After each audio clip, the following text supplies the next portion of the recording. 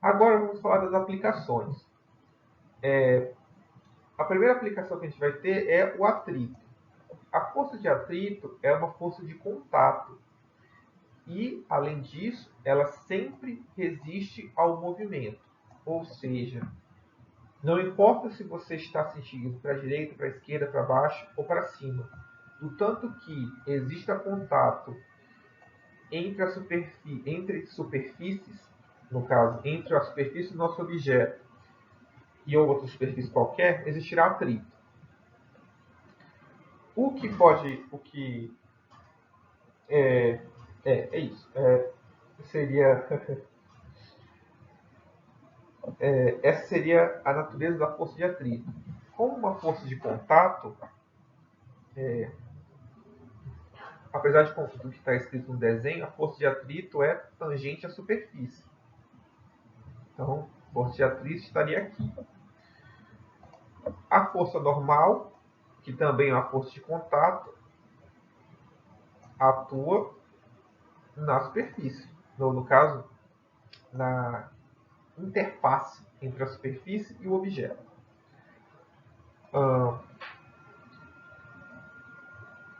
Certo? Agora a gente vai falar um pouco sobre a natureza do atrito. Como é que o atrito ocorre? Assim como a força normal, o atrito também se origina na característica atômica ou eletromagnética da matéria. Em nível atômico, a gente pode entender que quando duas superfícies se tocam, os átomos interagem, formando uma espécie... Formando não, nós vamos modelar ela como se fosse uma mola. Ele gera pequenas molas, milhares de pequenas molas. O resultado final dessa atuação dessas milhares de molas é a normal e a força de atrito. A força de atrito ela pode ser dividida em dois tipos.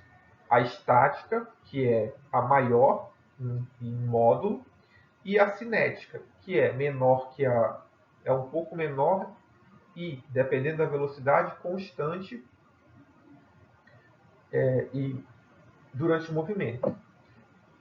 Para que um objeto entre em movimento, eu tenho que esticar essas minúsculas molas até que elas se rompam. Então, a força de atrito estático, do ponto de vista macroscópico, cresce conforme a força de atrito é aplicada, até que ela chega em um ponto onde a força que eu estou aplicando é suficiente para quebrar ou romper todas essas molas. Depois que eu inicio o movimento, devido ao movimento, a criação dessas molas é menor do que no caso estático. Então, o atrito devido ao rompimento dessas molas também é menor. Quando a gente lubrifica uma superfície, o que a gente de fato está fazendo é eliminando o contato entre as duas interfaces. Como o líquido, normalmente a superfície o lubrificante é um líquido ou um pó granuloso, o que a gente tem não existe mais contato entre as duas superfícies, e como não há contato, não existe atrito. Por quê? Porque o atrito é inerentemente uma força de contato.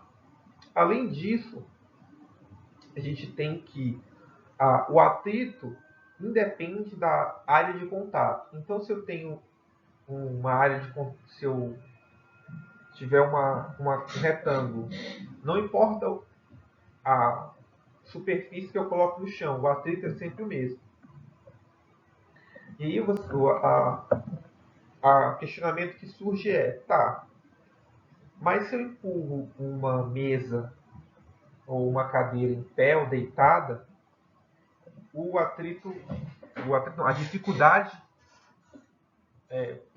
pode parecer menor.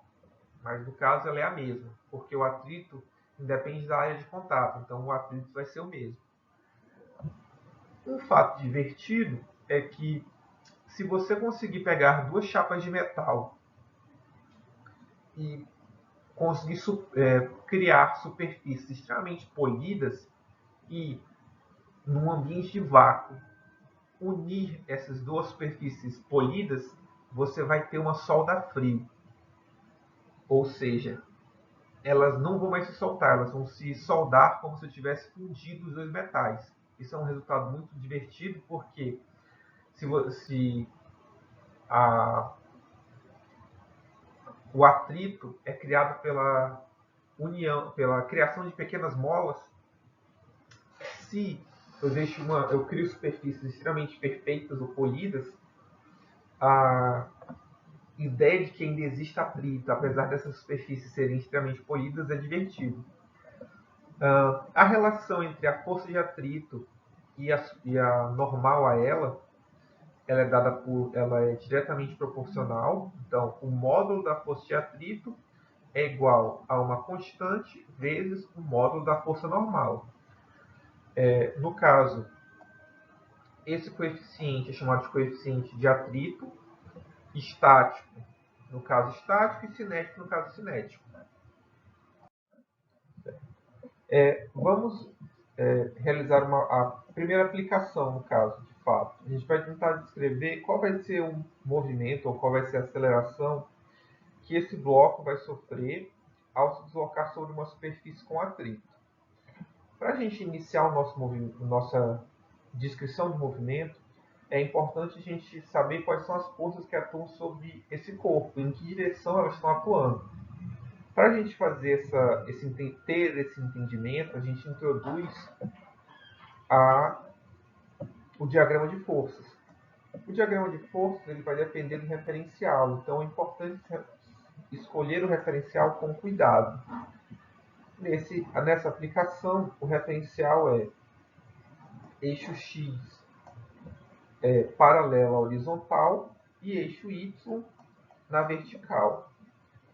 No diagrama de forças, nós desprezamos as dimensões do objeto e, como tal, a gente vai dizer que o objeto é um pontinho no centro do nosso diagrama de forças.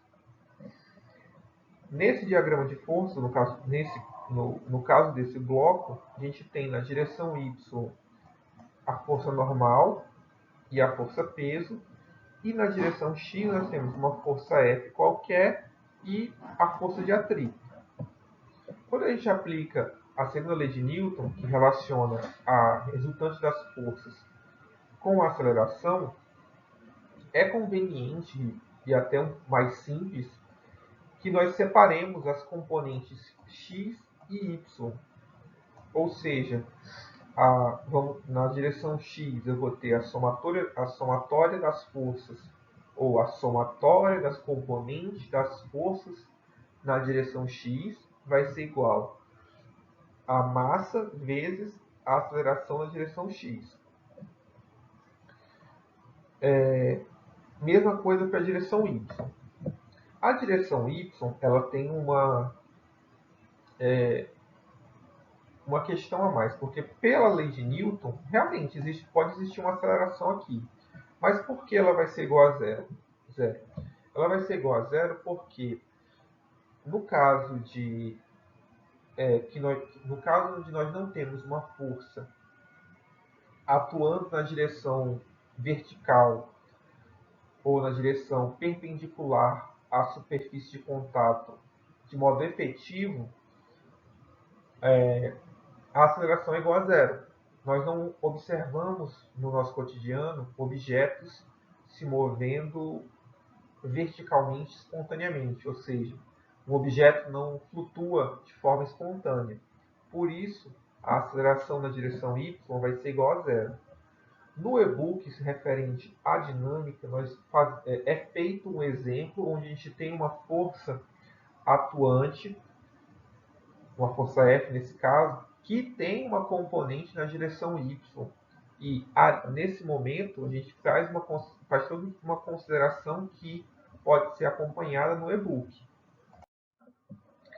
A partir das leis de Newton, no caso, a partir dessas duas equações, a gente vai conseguir encontrar que a aceleração na direção x, nesse caso, é igual ao inverso da massa, ou no caso da massa inercial, vezes a força F menos a força de atrito. Nesse caso, eu já apliquei o módulo da normal, que nesse caso é igual a força-peso. A gente obtém essa relação daqui.